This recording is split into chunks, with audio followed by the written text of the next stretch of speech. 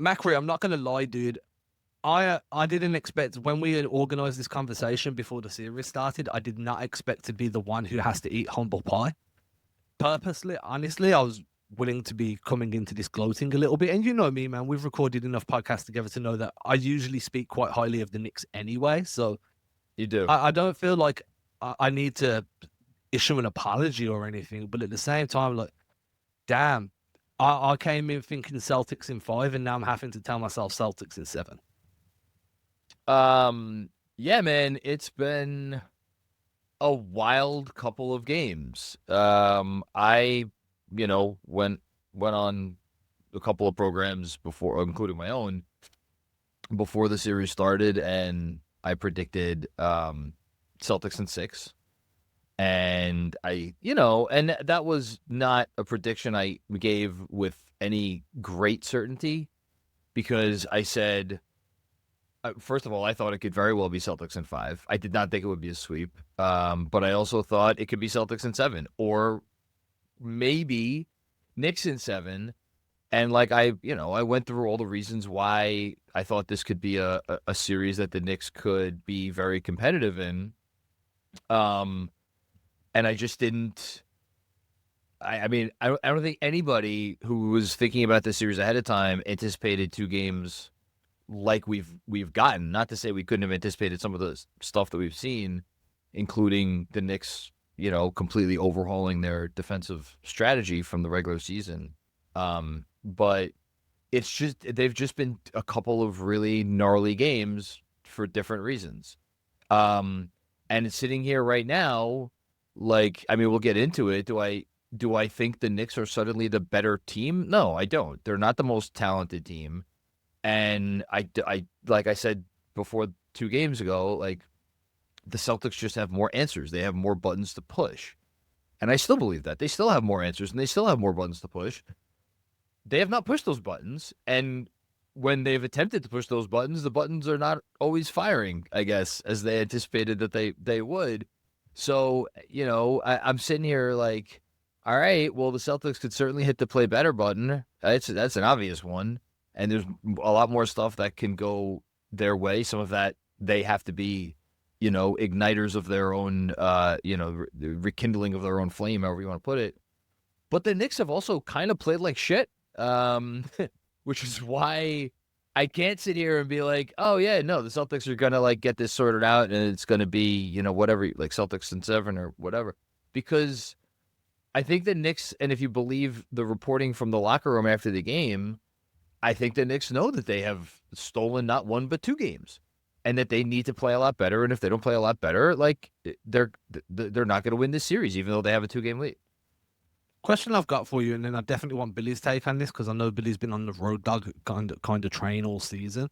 The Celtics have been really, really fucking good on the road. And if you look back at the way the Celtics have been over the last few postseasons, they've actually struggled in the TD Garden. I saw somebody call it the Timu Garden the other day, a Knicks fan, and that made me laugh a little bit. The Timu? The Timu, like the discount shopping like Shein and stuff. Oh, no, I'm unfamiliar with that. So basically, for sure. they were calling it the Discount Garden, and my accent probably butchered the name to make it worse. But I found it funny. Boston have been over like the last 2 to 3 seasons, probably dating back to Ime Udoka's season. They've actually struggled more in front of home fans than they have away in front of road fans.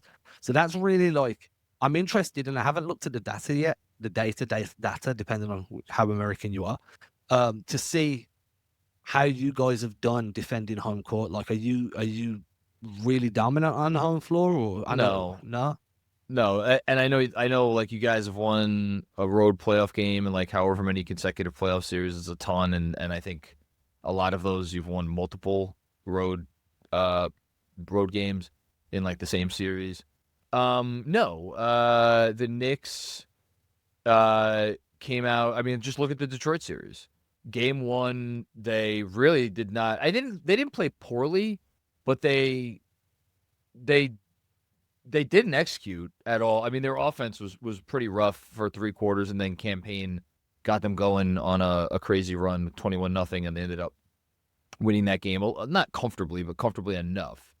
And then They laid an egg in game 2. Game 2 was I don't know. Game 2 and game 5, both of which were played at MSG. They lost both of those games, and they looked like crap in both games. Game 5 was I don't know if I want to say despondent, but like I was like very close to being, despite the fact that they still had a 3-2 lead in that series, I was very close to being out on this team after game 5 against the Pistons, because I thought they came out with such an unserious effort and with a golden opportunity to finally like answer all of your critics who said like you just like there was something missing from this team.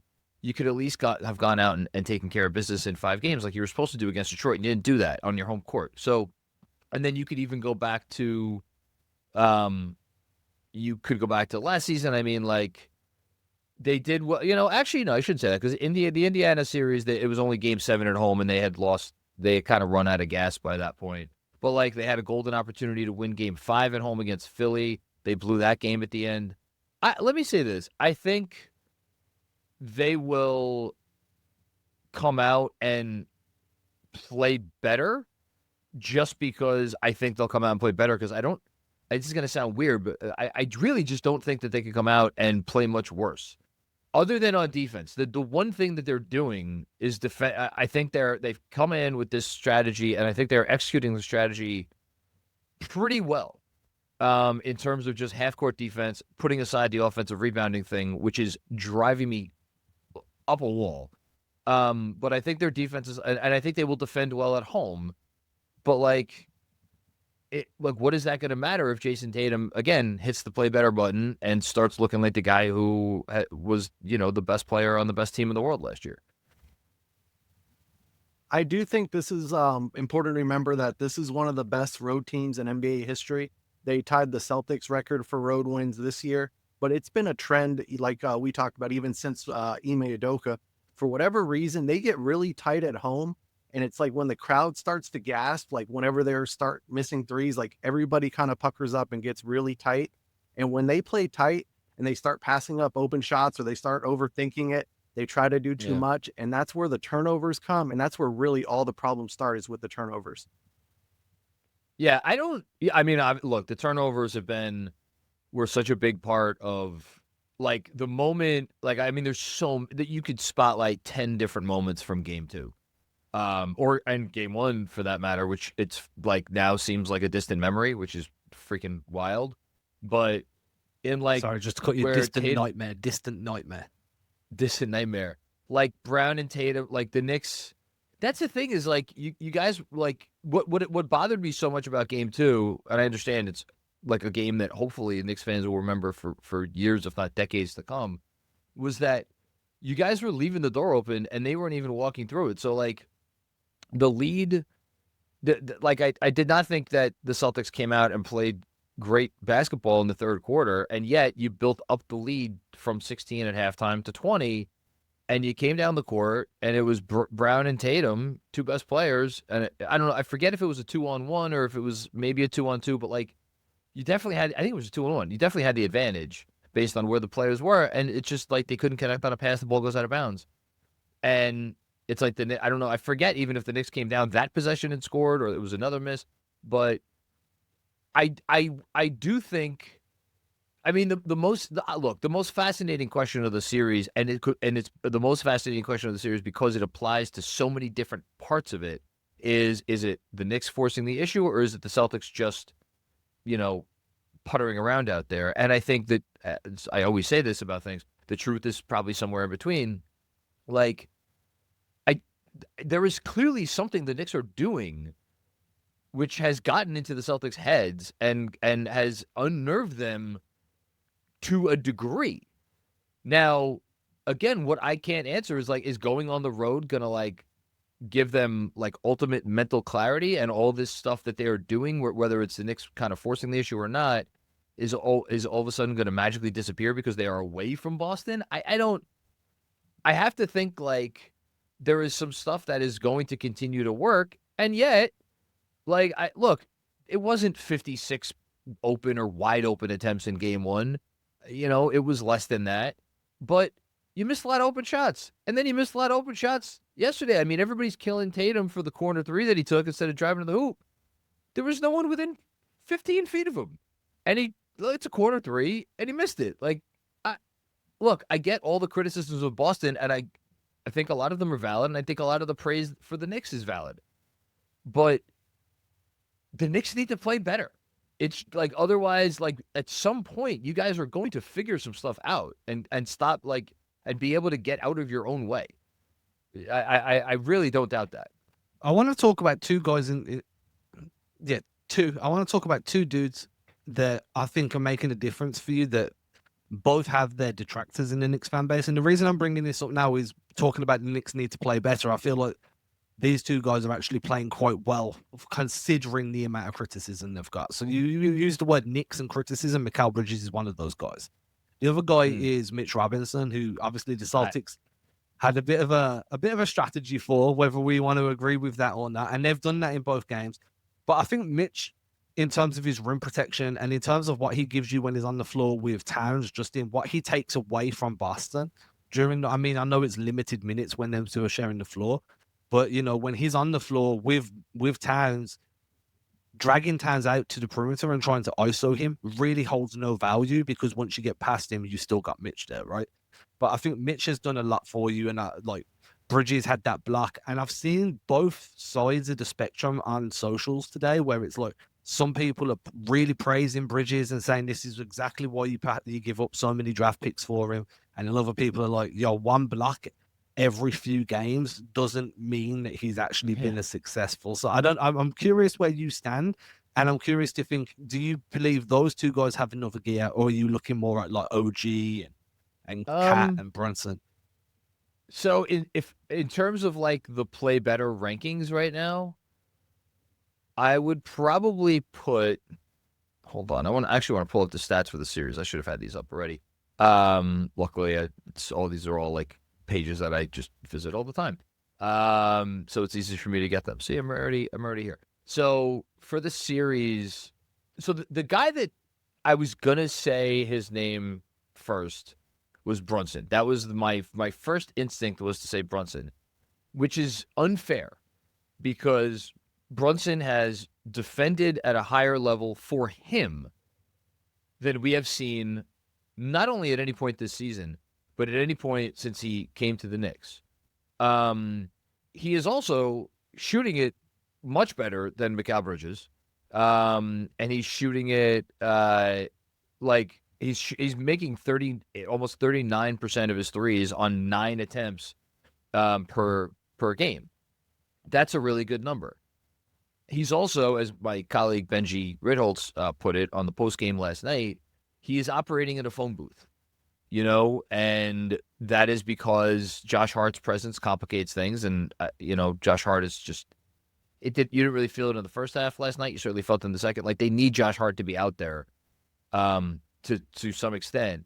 So I'm not saying it's easy for him, but Jalen definitely left some buckets on the floor over the last few games. Like there are looks that he usually makes. Not great that he made some big ones in the fourth quarter last night, but even in game one, he missed his last 5 attempts from the field. And I think there might have been a turnover in there too. So like Captain Clutch, yes, those 2 3-pointers, massive, but he was kind of out of gas. Brunson is a guy that I will trust to be better at home. So I am just looking for not the play better button necessarily, although I think some of his decision making, and there's been some weird turnovers for him too. Like I think he has another level to reach. And again, is it fair of me to expect that? No. But like the whole theory of this Knicks team is we believe we have a top 5, certainly offensive player in the sport who is at his best when it's playoff time. So, and he has not been that through 2 games. So can he get there? As far as Bridges goes, man, we were 7 quarters into this series, and the narrative was going to be one thing, and then that one quarter changed everything, And I said it on my show last night. Like, I think him getting that steal on Brown for the last play of game 1 really turned what otherwise would have been a different narrative. because I know he played really well defensively in game 1, but like 3 for 12 is 3 for 12. I know he hit, one was a big late shot. In any case, Bridges, same thing. There are shots that he was making in the fourth quarter that he's made all season that he just has not made throughout most of the series. So yeah, it's about making more shots. And, OG, some of the decisions to drive into traffic in game 2, I didn't love. That said, he's shooting really well from 3 overall. He's their most, he's putting them up. This team needs that so desperately because nobody puts them up with any kind of volume, although Brunson is now. Tough to ask for more from Hart. You mentioned Mitch. I'll get to him in a sec. And that leaves Kat. And Kat is the one who I think certainly in terms of the gap between the level he is playing at and the level that his talent would seem to indicate he is capable of playing at, I think there's the biggest gap there. Because even if I'm being hard on Brunson, I'm being hard on Bridges, like those guys have played this series at like, I mean, Brunson probably a B plus level, Bridges maybe like a B minus level. Kat for me has been probably a C, and that I would say a C. I could go swing it maybe up a little higher or a little lower. Like, he's an all-NBA level player. And I know he got Al, and put Al in a little bit of a body bag there in the second quarter, and he had a couple of possessions there in the third. But if you look at the beginning of the third quarter, when, again, the Celtics came out, and I did not think that they were all kinds of poised coming out of halftime, the sum total of Kat's third quarter was I believe it was either 2 for 4 or 2 for 5, with a couple of turnovers and some just inexplicable drop coverage defense that he has largely eschewed throughout the series thus far. And he decided all of a sudden to go back to it. I don't really know why. So, like, Kat, we still haven't gotten a great Kat game. And frankly, the Knicks have played 8 playoff games. There's been one great Kat game. It was game 3 against Detroit. And wouldn't you know it, the Knicks won that one. The score got a little close towards the end. But like, that was as good as really the best they've looked in any one for 48 minutes of basketball. That's the best they've looked. Not a coincidence that it was because they got Kat going, and specifically they got him going from 3. The Celtics seem determined not to let him get going from 3. So I want to see more from Kat. And I know I'm like going all over the place with this question. Mitch, I'm so happy you brought up Mitch, because when we had a podcast together once upon a time, my friend, who was your favorite player on the Knicks? Now, that was back when the Knicks sucked and there weren't that many good players on the Knicks. But you loved Mitchell Robinson. I right? did. I was very outspoken, and I used to say that I think I remember the exact wording I used was, if Mitch had the same exposure as Robert Williams, Mitch would have been considered a much better player at the time compared to what Rob was. If I remember, I think it was along those lines. Yeah, and like, honestly, if Mitch just had the ability to like be a little bit better, like with like a one dribble move, with like making the simple pass, well, I view as like the simple pass, like some of the stuff that Rob has done over the years, like I think maybe he'd be even a different level of player. That said, he's been the best Knick in the series. The plus minus indicates that. I went back earlier today because for the Knicks Film School newsletter for Friday, I just focused only on Mitch. And I went back and I rewatched all of his 22 minutes and just focused on him and what he was doing.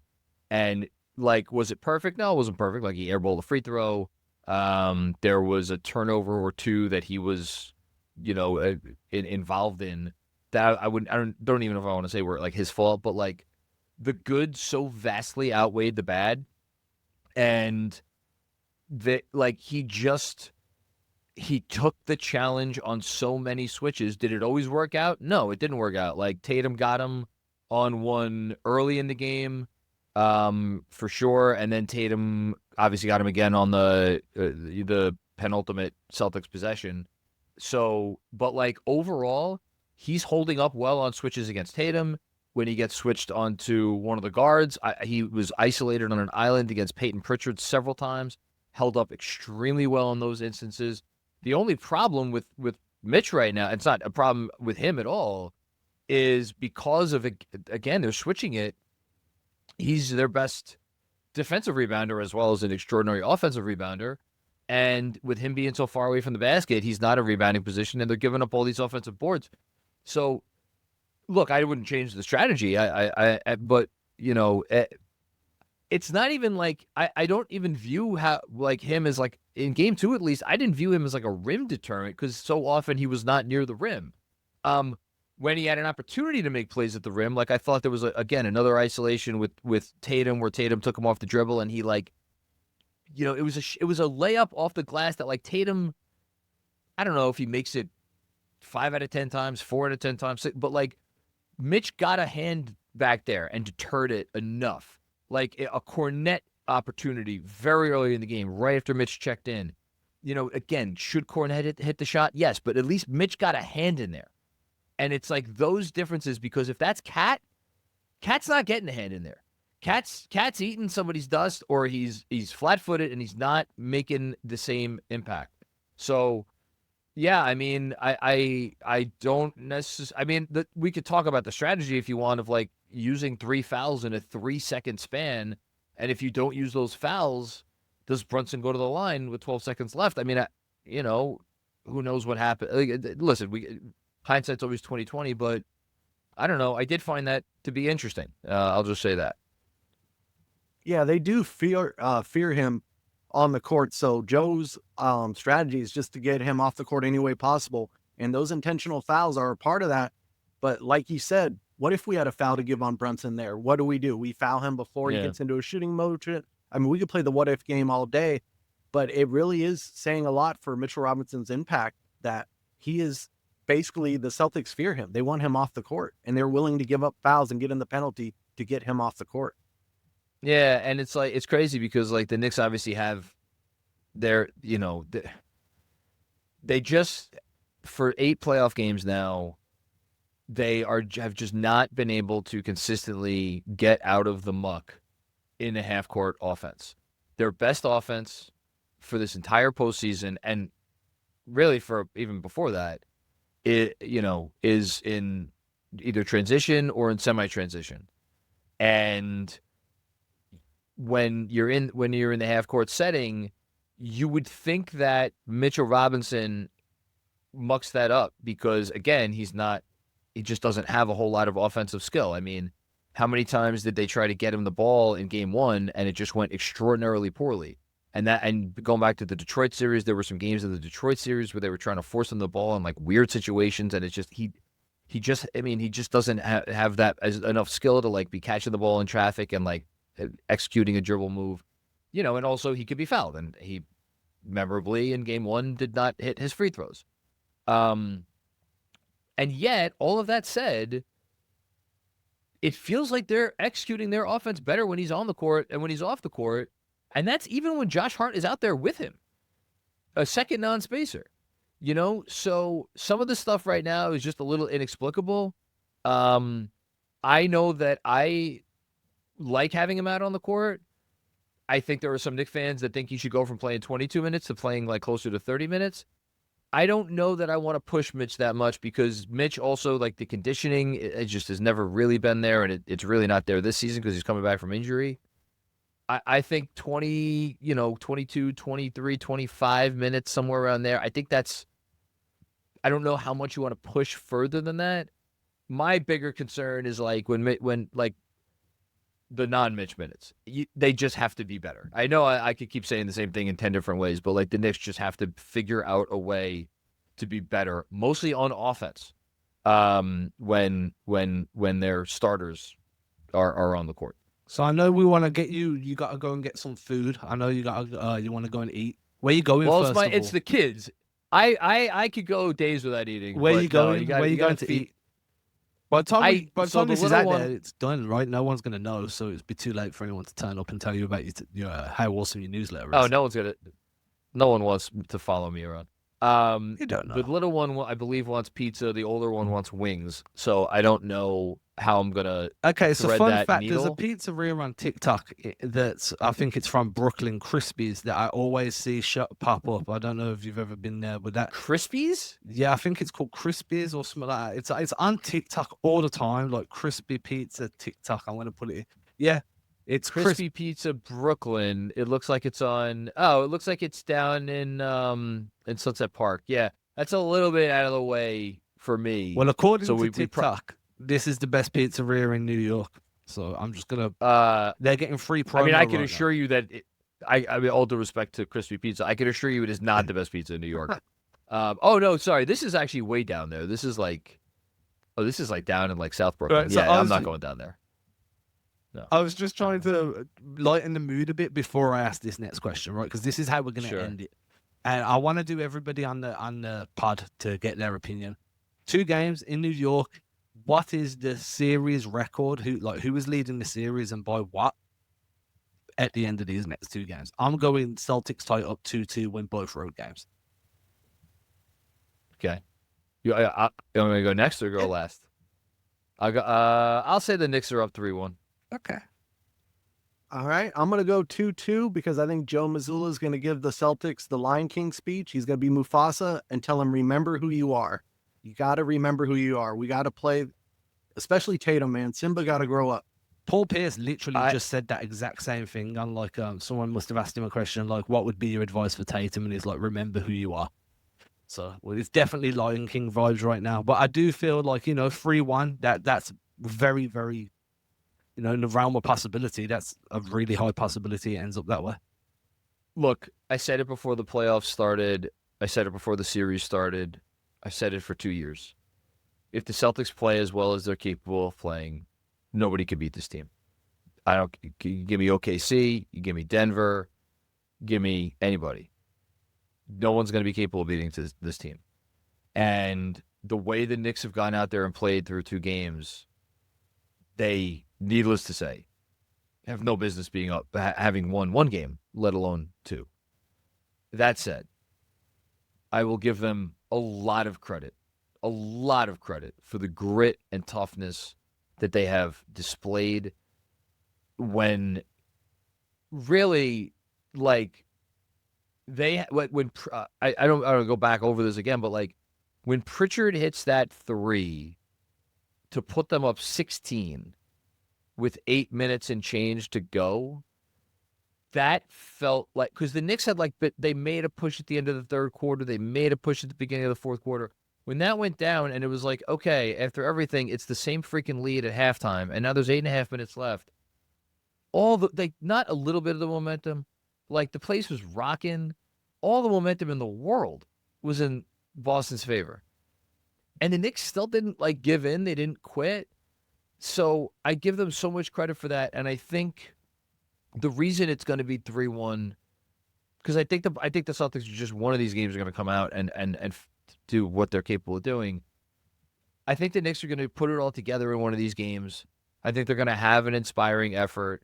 And I think they will, again, find themselves in a close game late. And I'm always going to give the edge to the Knicks in a close game late. Yeah, because it's not just because of Jalen Brunson, but that's part of it. But also because I think they have, this Knicks team has maybe a little bit more mettle than we gave them credit for even before these last 2 games. And now they've obviously shown a lot here. So that's where I'm at. I'm going to be honest. If it goes 3-1 over these next 2 games, it's New York's to lose. If it goes 2-2, whoever takes the 3rd game, they've got control, but it can still swing either way. Yeah. But if a 3-1 lead, that's yours to lose at that point. It's crazy how everybody, a lot of people are saying, Game 3 is a must-win game for the Knicks. I get where that is coming from.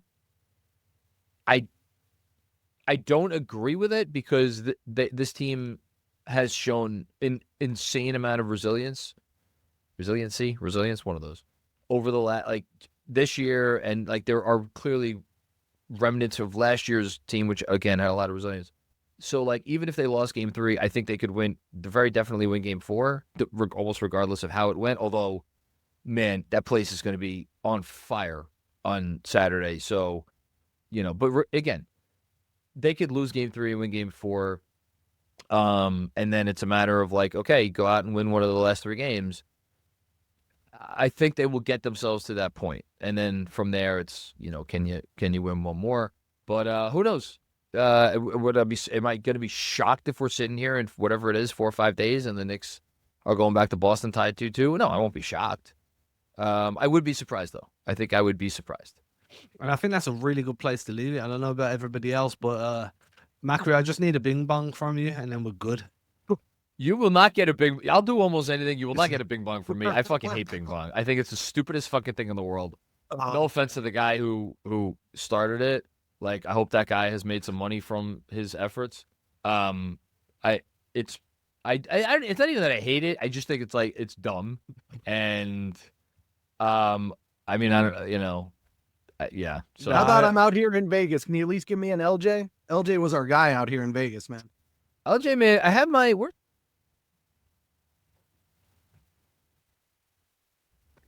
Oh, that's what I'm talking about. Come on, let's see it. I can't. There we go. There we go. No, man. The 4-point. Listen, the 4-point play. That's the biggest Knicks shot I've ever seen. The Brunson shot to end the Detroit series was pretty close though, and I have a feeling we may get one more shot to in this series. I just have a feeling it's coming.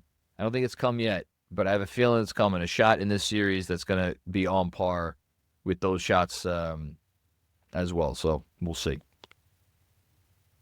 We're going to do our own exit. Sorry, Andrew, I just gave you a bit to edit. My bad, man. It's all good.